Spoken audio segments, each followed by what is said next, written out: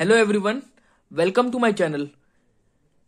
यहां पर मैं आप लोगों को एलएलबी में होने वाले जो आपके सेमेस्टर हैं उसमें जो भी सब्जेक्ट लगते हैं उसके लिए क्वेश्चन आंसर की एक सीरीज लाया हूं। प्रॉपर उसमें इंपॉर्टेंट 20 to 30 क्वेश्चन आंसर्स होंगे, जिसको आप अगर एग्जाम से पहले पढ़ते हैं तो आपको बहुत ही फायदेमंद होगा। स्पेशली ये सीसीएस यूनिवर्सिटी, चौधरी चरण सिंह यूनिवर्सिटी मेरठ के लिए स्पेशल है। बाकी और कोई भी जिसके भी एलएलबी के एग्जाम है वो देख सकता है, तो इसमें आपको ये हेल्पफुल ही रहेगा आपके लिए। तो बेसिकली 10 to 20 क्वेश्चंस या 30 के क्वेश्चंस के आसपास ये रहेंगे मोस्ट इंपॉर्टेंट क्वेश्चन। तो जैसे कि आप देख सकते हैं कि मेरे पास कुछ सेट है और क्वेश्चन आंसर है, मैं इसको प्रॉपर समझाऊंगा आपको। तो जैसे पहला क्वेश्चन है, discuss the principle of doctrine of res judicata is section 11 CPC exhaustive in this nature.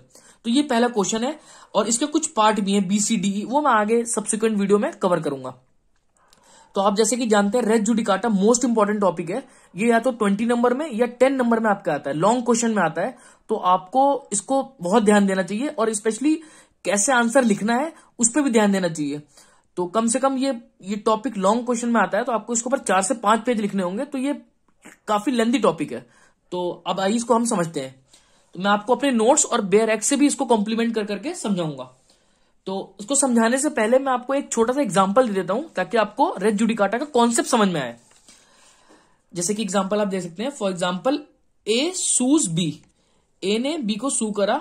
ये प्रॉपर्टी का एक सूट था जिसमें एक क्लेम कर रहा है ये प्रॉपर्टी मेरी है, बी क्लेम कर रहा है कि ये प्रॉपर्टी मेरी है। अब प्लेंट हो गई, रिटर्न स्टेटमेंट हो गए, पार्टी के अपीयरेंसेस हो गई, एविडेंसेस हो गए, सबके बाद प्रॉपर केस मेरिट पे डिसाइड हो गया, properly heard and finally decide हो गया ये। उसके बाद जजमेंट आ गई, जजमेंट के बाद डिक्री आ गई, और डिक्री आ गई मान लीजिए फेवर के ए के फेवर में। अब क्या है, अब इस डिसीजन से बी तो सेटिस्फाई होगा नहीं। अब बी दोबारा जा रहा है कोर्ट में, दोबारा से ये सेम कॉज ऑफ एक्शन लेके जा रहा है सेम पार्टी के बीच में। तो ये केस कब तक चलता रहेगा? तो लिटिगेशन का कुछ तो एंड होना चाहिए ना। इसलिए सीपीसी में ही सेक्शन 11 में रेस जुडिकाटा का कॉन्सेप्ट लाया गया है ताकि एक बार लगा सके कि भाई कब तक लिटिगेशन होगा। तो it is a rule of procedure, ये एक प्रोसीजर का एक रूल है रेस जुडिकाटा। तो अब अगर आपको ये अपने आंसर लिखने हैं, मैं आपको ये आंसर भी पढ़ाऊंगा, मगर मैं अपने कुछ नोट्स में कुछ एक आध आपकी लैटिन मैक्सिम है, स्पेशली 3 लैटिन मैक्सिम है। अगर आप उसको अपने एग्जाम में लिख के आते हैं तो आपको एक एज मिलेगा और ऊपर, और एग्जामिनर भी देखते हैं कि बच्चा लीगल मैक्सिम लिख रहा है तो कुछ उसको आता ही है। तो हम उसको पहले वो पढ़ते हैं। तो ये principle of res judicata based on 3 maxim. पहली मैक्सिम है nemo debet bis vexari pro una et Adam.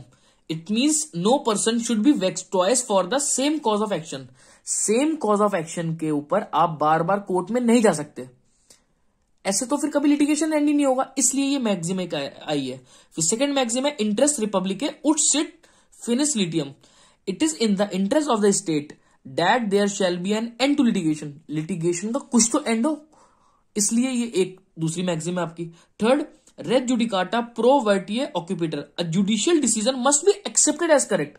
जो भी जुडिशियल डिसीजन आ रहा है आपका, तो वो उसको हमें मानना है, उसको करेक्ट ही मानना है, ठीक है। तो ये 3 लीगल मैक्सिम थी। अब मैं आपको बेयर एक्ट पे ले चलता हूं। बेयर एक्ट भी, ये भी जो आंसर है ये भी सेक्शन 11 बेयर एक्ट से ही है, मगर मैं आपको डायरेक्ट बेयर एक्ट दिखा देता हूं पहले। तो देखिए इसमें पहला पॉइंट लिखा है res judicata no court shall try. अब इसमें लिखा है no court shall try. Try का मतलब ट्रायल नहीं कर सकता। अच्छा, ये शैल लिखा है यानी कि ये मैंडेटरी प्रोविजन है, ये डिस्क्रिशनल नहीं है, मैंडेटरी है। मैंडेटरी इसका मतलब ये है कि अगर कल को कोई भी पार्टी अगर जाके दोबारा केस फाइल करती है, तो अब कोर्ट को तो पता नहीं कि ये केस ऑलरेडी डिसाइडेड है। तो अब जब समन होगा, समन के बाद रिटर्न स्टेटमेंट में जब डिफेंडेंट अपना जवाब लगाएगा, जवाब में डिफेंडेंट ये बोलेगा कि जज साहब ये तो ऑलरेडी डिसाइडेड है, ये matter already heard and finally decided है। तो फिर तब उसको सुनेगा जज, सुनने के बाद कहेगा हाँ भाई ये तो फाइनली डिसाइडेड है, तो उस पर रेस जुडिकाटा का बार लग जाएगा। तो ये जज को पता कैसे लगेगा? इसलिए ये जो बार है ना, no court shall try, trial पर है, ना कि आपका इंस्टीट्यूट करने पर। तो कोर्ट अब भी तो दोबारा जा सकता है, जो मैंने आपको एग्जांपल दिया भी दोबारा जाएगा उसमें, मगर इसको ट्रायल आगे नहीं चलेगा। अब हम इसको अच्छे से पूरा पढ़ेंगे इसको। No court shall try any suit or issue. चाहे ये रेस जुडिकाटा का बार सूट पर इशू दोनों पर लगता है, ये आपको ध्यान देना है, क्योंकि आप जब वो पढ़ेंगे, आपने सेक्शन 10 जब पढ़ा होगा रेस सब जुडिस, वो सिर्फ आपका सूट पर ही लगता है। In which matter directly and substantially. अब देखिए, अब जब आप ये इस कॉन्सेप्ट में दो चीज है, एक है फॉर्मर सूट, एक है सब्सिक्वेंट सूट। सब्सिक्वेंट सूट वो है जो अब आप दोबारा ला रहे हैं। तो कहने का मतलब है, ये कह रहा है कि जो भी मैटर, जो भी वो दूसरा मैटर जो बी दोबारा ला रहा है, तो वो डायरेक्ट, जो भी मैटर वो डायरेक्टली और सब्सटेंशियली इशू में है, तो वो मैटर सेम फॉर्मर सूट में भी डायरेक्टली और सब्सटेंशियल इशू में रहा हो। इसके कुछ एसेंशियल हैं, वो आपको मैं बता रहा हूं। और बिटवीन द सेम पार्टी, अब देखिए सेम पार्टी कैसे, पहले ए लाया था बी के लिए, है ना, अब बी दोबारा ला रहा है, तो सेम पार्टी के सेम पार्टी का मतलब ये दोबारा ला रहा है ना। तो इसमें क्या है कि अब जो इनका इश्यू था बीच में कि ये प्रॉपर्टी किसकी है, वो इश्यू पहले भी उठ चुका है, अब दोबारा उठ रहा है वो इश्यू। तो ये मतलब है डायरेक्टली और सब्सटेंशियल इन इश्यू, वो फॉर्मर सूट में भी वो मैटर उस इश्यू में रहा हो, ठीक है। अब बिटवीन द सेम पार्टी, और दोनों पार्टी सेम होनी चाहिए, तब रेस जुडिकाटा का बार लगता है। ऐसा नहीं कि वो अब किसी और के खिलाफ ला रहा है तब रेस जुडिकाटा नहीं लगेगा। और between the parties under whom they any of them claim litigation under the same title, और टाइटल भी सेम होना चाहिए। अब पहले ए सू कर रहा था, मान लीजिए ए का वो घर था, तो तभी वो कह रहा था कि प्रॉपर्टी मेरी ओनर है वो, तो एज अ ओनर आ रहा था। और बी भी अपने आप को ओनरशिप का क्लेम कर रहा था, तो मतलब इनका टाइटल सेम था। किस कैपेसिटी में आ रहे हैं ये, तो अब अगला जो आपका सब्सिक्वेंट सूट होगा उसमें भी टाइटल सेम होना चाहिए। ये इसकी कुछ एसेंशियल है, मैं भी आपको एसेंशियल भी पढ़ा दूंगा। और in a court competent to try such subsequent suit or the suit in which suit has been subsequently raised. और एक इसकी एसेंशियल और है कि जो फॉर्मर सूट जो डिसाइड हुआ है वो भी एक कॉम्पिटेंट कोर्ट ने डिसाइड करा हो, मतलब उस कोर्ट के पास उसकी जुडिक्शन हो, जो वो मैटर लाया था कोर्ट के पास सुनने की पावर हो। तो कोर्ट ने अगर सुना है, कॉम्पिटेंट कोर्ट थी, और उसने तब जाके अगर डिसीजन दिया है, तो इस पे रेस जुडिकाटा का बार लगेगा अगर आप फॉर्मर सूट फिर से लाओगे तो, ठीक है। देखिए इसमें साफ साफ लिखा है has been heard and finally decided, यानी कि जो फॉर्मर सूट है वो finally decide by the court होना चाहिए, कॉम्पिटेंट कोर्ट से फाइनली हर्ड एंड डिसाइड होना चाहिए। और जब हर्ड एंड डिसाइड है, तो अगर आप सब्सिक्वेंट सूट लाओगे कैसे, वही same matter directly and substantial in issue में दोबारा ला रहे हो आप, जो फॉर्मर सूट में था, सेम पार्टी, है ना, अंडर द सेम टाइटल, और कॉम्पिटेंट कोर्ट ने ट्राई करा। तो ये सब कुछ एसेंशियल है इसके, आप अगर इसको लिखोगे तो आपको एक बेनिफिट मिलेगा इसका। अब मैं आपको कुछ इसका एसेंशियल दिखा देता हूं। Essential matter which is directly and substantially in issue in subsequent suit, ये मैंने आपको बताई दिया। बिटवीन सेम पार्टी होना चाहिए, ये भी एक एसेंशियल है। Litigating under the same title, title भी से किस कैपेसिटी में आ रहे हैं, ओनर आ रहा है, टेनेंट के थ्रू आ रहा है, किस तरीके से आ रहा है, ठीक है। कॉम्पिटेंट कोर्ट ने, फॉर्मर जो सूट है ना हमारा फॉर्मर सूट, वो कॉम्पिटेंट कोर्ट ने डिसाइड करा हो। और आपका ये matter must be heard and finally decided, तो फाइनली डिसाइड होना चाहिए फॉर्मर सूट, ये भी है, पूरा प्रॉपर डिसाइड होना चाहिए। तो ये हमारी कुछ 5 एसेंशियल थी, किसकी, रेस जुडिकाटा की। अब आप देख सकते हैं कि रेस जुडिकाटा की कुछ एक्सप्लेनेशंस है जो कि मोस्ट इंपॉर्टेंट है, और इसकी टोटल 8 एक्सप्लेनेशंस है इसके अंदर, रेस जुडिकाटा के अंदर टोटल 8 एक्सप्लेनेशन है। मैं 1 बाय 1 करके अब आपको सारी समझाऊंगा। अब जो आपकी पहली एक्सप्लेनेशन है रेस जुडिकाटा की, वो है the expression former suit shall denote a suit which has been decided prior. अब ये क्या कह रहा है भाई,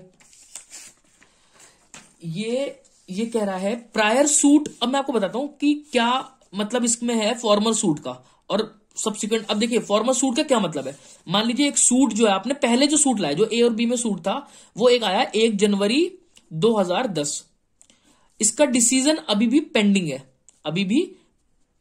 है, और अब एक और सूट इसका लाया हम 1 जनवरी 2011 में, बाद में ला रहे हैं हम 1 साल बाद, मगर ये डिसाइड हो गया, मान लीजिए 31/12/2011 में डिसाइड हो गया। तो अब पहले तो इंस्टीट्यूट ये हुआ, तो आपके हिसाब से फॉर्मर सूट ये होना चाहिए, नहीं, मगर एक्सप्लेनेशन ने क्लियर कर दिया है कि जो पहले डिसाइड हो जाएगा वही फॉर्मर सूट कहलाएगा। यानी अब अगर इसका डिसीजन आ गया तो इस पर रेस जुडिकाटा का बार लग जाएगा, सेक्शन 11 का बार लग जाएगा रेस जुडिकाटा का। तो ये आपका कॉन्सेप्ट था, ये अभी ये एक्सप्लेनेशन 1 हमने कवर करी है। अब मैं पढ़ देता हूं आपको। The expression former suit shall denote a suit which has been decided prior to the suit in question whether or not it has been instituted prior. तो जो इंस्टीट्यूशन से मतलब नहीं हमें, ठीक है। अब आते हैं हम सेकंड एक्सप्लेनेशन पर। सेकंड एक्सप्लेनेशन कह रही है for the purpose of this section the competency of court shall be determined irrespective of any provision as to right of appeal from the decision of the court। इसका मतलब यह है कि जो फॉर्मल सूट है वो कॉम्पिटेंट कोर्ट ने decide करा हो, सिंपल। अब हम आते हैं एक्सप्लेनेशन थर्ड पर। ये क्या कह रहा है? The matter above referred must be in a formal suit have been alleged by one party and either denied or admitted expressly or impliedly by other party. अब ये क्या कह रहा है? अब जैसे कि यही एग्जांपल जो था, इसमें एक पार्टी असर्ट कर रही है कि ये प्रॉपर्टी मेरी है ना, एक्सप्रेसली असर्ट कर रही है कि प्रॉपर्टी इसको मैं ओन करता हूं। अब बी इसको डिनाई कर रही है, यानी फॉर्मल सूट में तभी तो कंट्रोवर्सी है ना। कंट्रोवर्सी क्यों है? ये कह रहा है मेरा है, ये कह रहा है मेरा है। तो एक पार्टी असर्ट कर रही हो और एक पार्टी डिनाई कर रही हो, ठीक है। तो यही वो कह रहा है एक्सप्लेनेशन की अगर जो फॉर्मल सूट आपका है तो उसमें एक पार्टी एडमिट कर रही हो और एक डिनाई कर रही हो। ये साफ साफ लिखा है इसमें, the matter above referred to must be in the formal suit have been alleged by one party, एक पार्टी ने उसको उठाया और दूसरी पार्टी ने उसको डिनाई करा हो, ठीक है। अब हम आते हैं, ये मोस्ट इंपॉर्टेंट एक्सप्लेनेशन है, एक्सप्लेनेशन फोर्थ, मोस्ट इंपॉर्टेंट। मैं मोस्ट क्यों कह रहा हूं? क्योंकि इसका एक अलग क्वेश्चन भी है, अभी मैं आपको दिखाऊंगा। जो मैं भी आपको क्वेश्चन आंसर सीरीज दिखा रहा था उसमें कुछ पार्ट है, इसका अलग ही एक क्वेश्चन बना हुआ है। ये क्या है? Any matter which might and ought to have been made. अब देखिए, इसको हम कहते हैं कंस्ट्रक्टिव रेस जुडिकाटा भी कहते हैं। इसको हम क्या कहते हैं? कंस्ट्रक्टिव रेस जुडिकाटा भी कहते हैं हम इसको। अब ये क्यों कहते हैं इसको कंस्ट्रक्टिव रेस जुडिकाटा? इसको अगर आप पढ़ें तो देखिए साफ साफ लिखा है, any matter which might and ought to have been made, यानी कि सिंपल आपको ये बात कह रहा है कि जो फॉर्मर सूट था आपका, उस फॉर्मर सूट में कोई डिफेंस या अटैक, मान लीजिए कोई अगर डिफेंडेंट है तो डिफेंस, या प्लेंटिफ है तो कोई अटैक कर रहा है उस पर, मतलब कोई पॉइंट्स ला रहा है, कोई डिफेंस वो लेना चाह रहा है, सिंपल सी बात है, कोई वो डिफेंस लेना चाह रहा है। और उस वक्त, जिस वक्त ये फॉर्मर सूट था, अगर उसको नॉलेज थी कि ये डिफेंस है मेरे पास, अगर उसको नॉलेज थी कि ये डिफेंस मेरे पास है और उसने उसको नहीं क्लेम करा, तो माना जाएगा कि वो भी फाइनली डिसाइडेड है। अब ये आपको समझ नहीं आया होगा तो मैं आपको इसको एक एग्जांपल के थ्रू समझाता हूं। पहले तो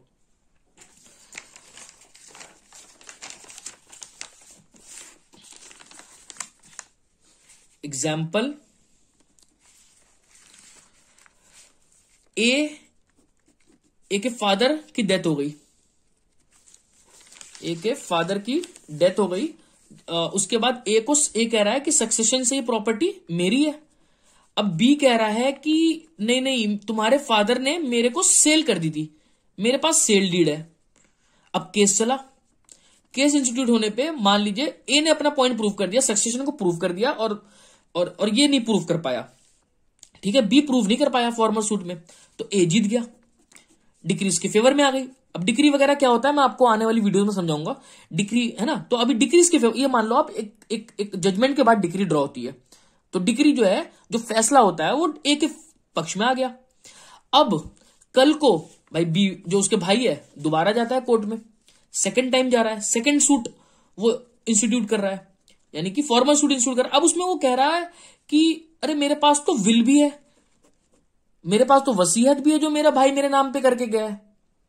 तो ऐसा नहीं कर सकता वो, अगर उसके नॉलेज में था, सिंपल सी बात है, अगर उसके नॉलेज में था तो उसको पहले वो डिफेंस लेना चाहिए था। अगर नहीं लिया तो माना जाएगा कि वो आपका हर्ड एंड फाइनली डिसाइड हो चुका है, अब आप उसको सब्सिक्वेंट सूट में नहीं ला सकते।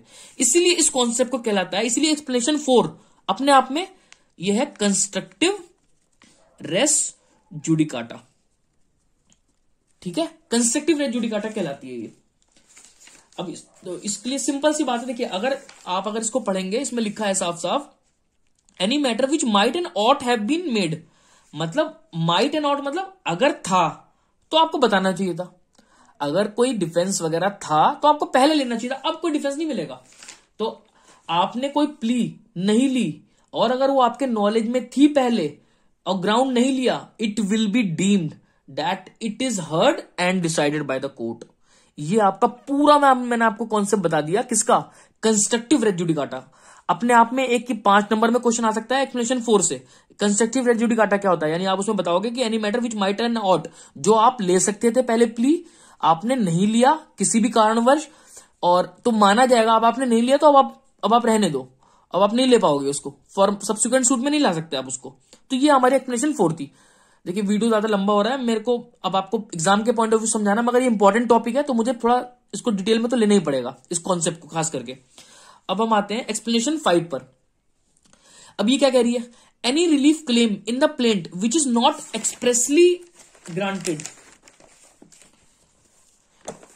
Decree shall for the purpose of this section be deem to have been refuse. अब ये क्या कह रही है, ये एक्सप्लेनेशन 5 ये कह रही है कि आपने कोई रिलीफ मांगी, आपने कोई रिलीफ मांगा, अगर एक्सप्लेनेशन 5 कह रही है any relief claim in the plaint which is not expressly granted by the decree, यानी कि जो डिक्री आई, मान लीजिए अब आपने जैसे वो मैंने अभी एग्जांपल दिया था कि अब वो कह रहा है कि प्रॉपर्टी मेरी है, ए कह रहा था, है ना। अब उसमें उसने एक पॉइंट और डाल दिया कि सर मेरे को जो मुझे इनसे जितने दिन ये रहे बी रहे उस प्रॉपर्टी में, मुझे उसका मैसने प्रॉफिट भी दिलवाया जाए, मतलब उसका जो उस घर में इनकम मेरी होती वो भी दिलवाया जाए। अब मान लीजिए उस राइट पर अगर कुछ बोला नहीं ना कोर्ट ने, तो माना जाएगा कि वो अब वो डिसाइड हो गया, अब वो आपको नहीं मिलेगा। सिंपल सा मतलब ये है कि आपने अगर कोई रिलीफ मांगा है ना, मांगा, वो देखो अब इससे कंफ्यूज मत हो ना फोर्थ वाले से। फोर्थ वाले में क्या आपको पता था, नॉलेज थी, कोई रिलीफ थी, आपने लिया नहीं, तो अब नहीं ले सकते। यहां वो कह रहा है अब आपने कोई भी रिलीफ मांगा, मगर कोर्ट ने पूरी डिक्री दे दी, पूरी जजमेंट आ गई उसके ऊपर अब, मगर जजमेंट में उस रिलीफ के बारे में कुछ बात नहीं हुआ है, तो माना जाएगा कोर्ट ने उसको भी डिसाइड कर दिया है, नहीं दिया अब आपको। अब आप उस पर्टिकुलर रिलीफ के लिए दोबारा नहीं जा सकते। इसीलिए देखिए अभी कंफ्यूजन आ सकता था, कल को दोबारा मान लीजिए जो केस जीत गया वो जा सकता है कि सर मुझे ये वाली रिलीफ भी दिलवा दो, तो कोर्ट देखेगी, बोलेगी कि आपने जब सूट इंस्टीट्यूट करा था तो आपने ये रिलीफ मांगा था, हमने फाइनली डिसाइड कर दिया, मतलब हमने इस पॉइंट पे भी डिसाइड कर दिया है। तो ये एक्सप्लेनेशन 5 कहती है। अब आती है आपकी एक्सप्लेनेशन 6। ये क्या है, ये मैं आपको इससे पढ़ाता रहा हूं, सेम ही है ये दोनों, बेयर एक्टी कोई आंसर में हमें लिखना होता है पहले। तो देखिए अब एक्सप्लेनेशन 5 कह रही है any relief in the plaint which is no, ये तो हमने पढ़ दिया, sorry. Explanation 6, where person litigating bonafide in respect of a public right और of a private right claimed in a common for themselves and other all person interested in such right shell for the purpose of this section be deem to claim under the person so litigating. अब ये क्या कह रहा है, अब देखिए ये बात कर रहा है पब्लिक राइट, यानी कि ये बात कर रहा है अगर आप बोनाफाइडली, यानी कि आप बोनाफाइडली आप अगर कोई अब जैसे कि आप देखेंगे ऑर्डर 1 रूल 8 में रिप्रेजेंटेटिव सूट है।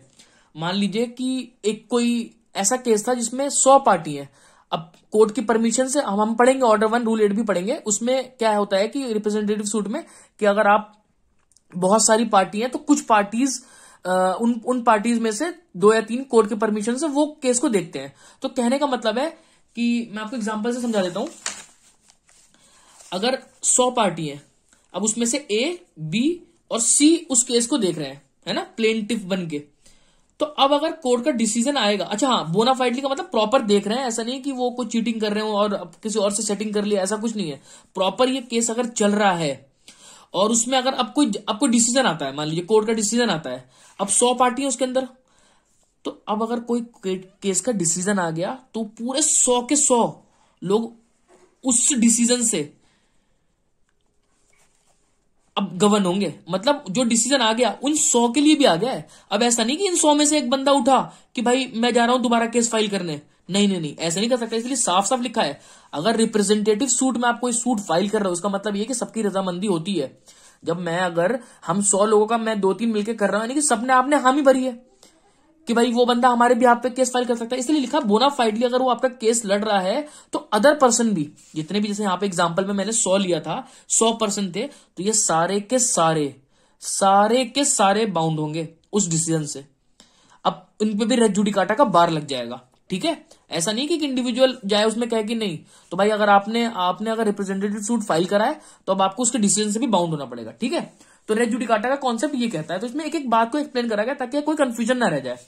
अब हम देखेंगे एक्सप्लेनेशन 6 हो गई। एक्सप्लेनेशन 7 ये क्या है, the provision of this section shall apply to a proceeding for the execution of decree and reference in this section to any suit in issue or a formal suit shall be constitute or reference. अब देखो ये simply कह रहा है जो execution की decree होती है। अब एग्जीक्यूशन क्या होता है, अब आपका कोई केस चला, केस चलने के बाद जजमेंट आई, जजमेंट के बाद डिक्री हुआ। अच्छा, जजमेंट डिक्री मेरे कहने का मतलब है केस मेरिट पे डिसाइड हुआ है, ऐसे नहीं कि कुछ भी हो गया उसमें प्रॉपर एविडेंसेस आए हैं, दोनों पार्टी को मौका दिया गया, यानी कि जो प्लेंटिफ है उसको मौका दिया गया, डिफेंडेंट है उसको मौका दिया गया, उसके बाद कोर्ट ने इशू फ्रेम करा, फ्रेम होने के बाद एविडेंसेस सब कुछ, मतलब कहने का मतलब दोनों पार्टी को मौका देने के बाद जजमेंट हुआ है। ये प्रॉपर मेरिट पे केस डिसाइड हुआ है।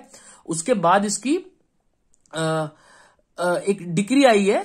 अब डिक्री आ गई तो अब भाई अब कोई पार्टी जीत गई तो उसका एग्जीक्यूशन करवाएगी।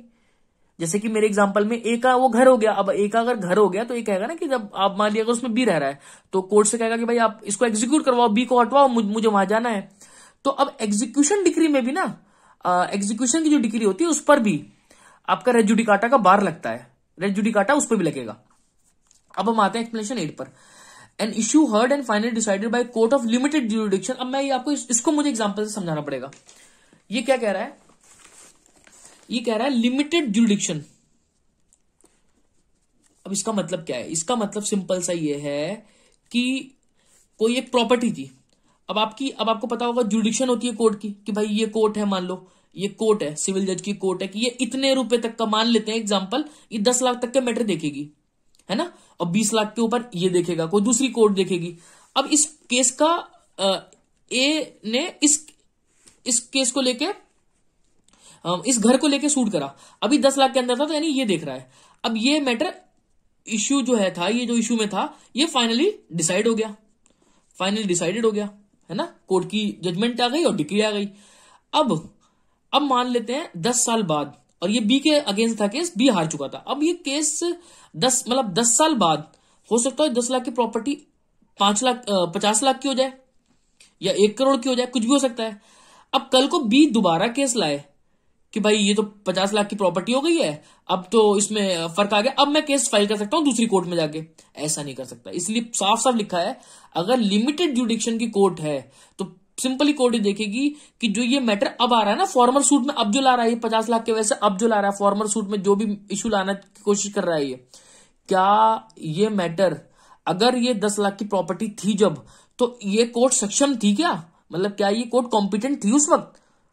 अगर हाँ, तो रेस जुडिकाटा का बार लगेगा, रेस जुडिकाटा का बार लगेगा, सेक्शन 11 लगेगा इस पर। तो ये आपका पूरा रेस जुडिकाटा था। अब मैं आपको आंसर पे लाता हूं। अच्छा, ये देखिए, इस आंसर में भी साफ साफ देखिए, इन्होंने बाद में वही डॉक्ट्रिन, यानी कि डॉक्ट्रिन इन्होंने मैक्सिम बता रखी है, इंटरेस्ट रिपब्लिक एस्ट सिट फिनिस लिटियम, यानी कि इन the interest of state litigation should and, मतलब लिटिगेशन का कुछ तो एंड हो ना।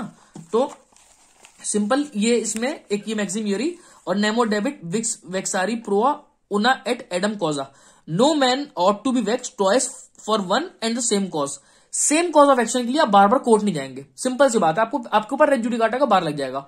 मगर आपको याद रखना है, मैं बार बार बता रहा हूं कि ये जो 5 जो एसेंशियल थे कि मैटर जो इश्यू, मैं दोबारा दिखा देता हूं, जो ये मैंने बात करी थी ना कि ये डायरेक्टली और सब्सटेंशियली इन इशू, यानी कि जो मैटर जो इशू में था, जो भी आपका इशू था, जो इशू था वो फॉर्मल सूट में भी इशू हो सेम, ठीक है, पार्टीज भी सेम हो, टाइटल सेम हो, कॉम्पिटेंट कोर्ट ने डिसाइड करा है, हर्ड एंड फाइनली डिसाइड है, यानी ये एसेंशियल पूरे होने चाहिए, तभी ऐसा होगा।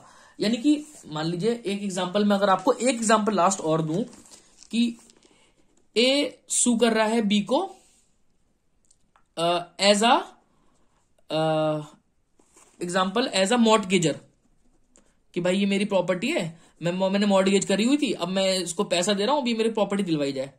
अब इसमें कुछ डिसीजन आ गया, है ना, अब ये कह रहा है, अब डिसीजन आ गया इसमें, अब बी इसमें हार गया मान लो, है ना, बी के अगेंस्ट आ गई डिक्री। तो अब बी के अगेंस्ट जब डिक्री आ गई है, तो अब बी दोबारा केस फाइल करे, या मान लो अगर ए के अगेंस्ट आ गई है, तो अब ए दोबारा फिर, अब की बार मॉर्टगेजर नहीं, अब कह रहा है कि ये जो बी है ना, ये ट्रेसपासर है, ट्रेसपासर है मतलब मेरे जमीन पे जबरदस्ती आ गया है ये। तो देखो यहां पर तो इसका टाइटल था क्या, यहां पे देखो कैपेसिटी, मैंने बताया ना सेम टाइटल का मतलब किस कैपेसिटी में, यहां पर तो ये एज अ मॉर्टगेजर आ रहा है, और ये कौन है, एज अ मॉर्टगेजी है। मगर यहां पर ए कह रहा है कि मैं ओनर हूं, और ये मेरा ये ट्रेसपासर है, मेरे जमीन में जबरदस्ती घुसा है, तो यहां पर टाइटल बदल गया ना, यहां पे मॉर्टगेजर मॉर्टगेजी था, तो यहां पर अब रेस जुडिकाटा नहीं लगेगा। आपको याद रखना है कि जो पार्टी का जो टाइटल है ना, टाइटल सिंपल यहां पे जो लिखा है वर्ड टाइटल, यानी जिस कैपेसिटी में आ रहे हैं वो आपका जो कैपेसिटी है वो सेम अगर है तभी रेस जुडिकाटा लगेगा, और ये 5 एसेंशियल भी पूरा होना चाहिए। तो अब आपका ये कॉन्सेप्ट जो है रेस जुडिकाटा का अब जाके पूरा होता है। तो आप इसमें जब एग्जाम में बैठोगे तो आपको पूरा बताना होगा कि रेस जुडिकाटा क्या होता है। मैंने जैसे आपको बताया पहले लैटिन मैक्सिम से स्टार्ट करके ये 5 एसेंशियल देके फिर सारी एक्सप्लेनेशन की भाई फॉर्मर सूट वो सूट है जो पहले इंस्टीट्यूट हुआ है, और इंस्टीट्यूट नहीं जो डिसाइड हुआ है पहले, ठीक है, वो फॉर्मल सूट कहलाएगा। तो बेसिकली ये हमारा था कॉन्सेप्ट। और एक्सप्रेशन 2 जैसे आपकी कहती है कि कॉम्पिटेंट कोर्ट होनी चाहिए, है ना, और मैटर जो है जो फॉर्मल सूट में एक आदमी एडमिट कर रहा हो एक डिनाई कर रहा हो, ठीक है। और एक्सप्लेनेशन 4 आपको कंस्ट्रक्टिव रेस जुडिकाटा के बारे में बताती है कि जो प्ली आप पहले ले सकते थे आपने नहीं लिया, आपको नॉलेज थी पूरी, अब आप दोबारा फॉर्मल सब्सिक्वेंट सूट में उसको नहीं ले सकते। और एक्सप्लेनेशन 5 कहती है एनी रिलीफ क्लेमेंट प्लेंट, अच्छा कोई आपने रिलीफ अगर लिया है और उस पर अगर कोर्ट ने कुछ नहीं बोला और डिक्री आ गई तो माना जाएगा वो भी डिसाइड हो गया है। और ये 6 एक्सप्लेनेशन कहती है कि अगर आप रिप्रेजेंटेटिव सूट में अगर केस फाइल कर रहे हो तो सिंपल सी बात है कि आप जो है अगर आप रिप्रेजेंटेटिव सूट फाइल कर रहे हो तो सारी पार्टी बाउंड होगी। और 7 ये कहता है कि ये चीज आपका एग्जीक्यूशन डिग्री पे भी लगेगी, और 8 लिमिटेड जुडिक्शन की बात कर रहा है। तो ये हमारा पूरा आंसर था। आप चाहे देख लें इसको, मैं आपको दिखा देता हूं। इन्होंने देखो डेफिनेशन से स्टार्ट करा, पूरा 11 के बारे में समझाया, जो नो कोर्ट शेल ट्राई, आपको याद रखना होगा शेल है यानी मैंडेटरी प्रोविजन है, एक्सप्लेनेशन देनी होगी। एक्सप्लेनेशन के बाद ये सारे आपको वो जितने भी ये मैक्सिम्स हैं ये देने होंगे, तब जाके आपका आंसर पूरा होगा। और ये थोड़ा सा एक आध केस लॉ आप दे सकते हो, कोई भी अगर आपको केस लॉ याद है तो आप केस लॉ पढ़ के भी दे सकते हो। अब ये अच्छा देखो, ये एक चीज और है, सेक्शन 11 क्या एग्जॉस्टिव है। एग्जॉस्टिव का मतलब होता है क्या ये फुल फ्लेज है अपने आप में? तो नहीं, ये फुल फ्लेज नहीं है। क्यों नहीं है? क्योंकि ये सिर्फ सीपीसी पे लगती है ना, और अदर प्रोसीडिंग पे नहीं लगती है, ये भी याद रखना, इसलिए ये एग्जॉस्टिव नहीं है। तो आप हमारा ये कॉन्सेप्ट जो पहला क्वेश्चन है वो यही कंप्लीट होता है। ऐसे मैं आपके हर एक क्वेश्चन को आपको समझा दूंगा। देखिए हम एग्जाम में जब जो पढ़ते हैं और कॉलेज में जो पढ़ते हैं उसमें बहुत डिफरेंस है। कॉलेज में हमें डिटेल में पूरा प्रॉपर बुक से पढ़ना पड़ता है, यहाँ पर तो मैं आपको सिर्फ यहाँ पर मैं आपको वो पढ़ा रहा हूं कि कैसे एग्जाम आप दो और कि आपके नंबर अच्छे आ जाए तुरंत। आपके जो भी एग्जाम है, चाहे आपका एग्जाम कल है परसों है, जितने जल्दी हो सके तो आपको ये समझ में आ जाए टॉपिक, इसलिए ये जल्दी मैं समझा रहा हूं आपको। फिर भी मैंने कोशिश करी है मैं सारा आपको समझा दूं। अब मैं आपका नेक्स्ट क्वेश्चन नेक्स्ट वीडियो में लाऊंगा। तो प्लीज आप मेरे चैनल को जो है लाइक करें, सब्सक्राइब करें और ज्यादा से ज्यादा शेयर करें।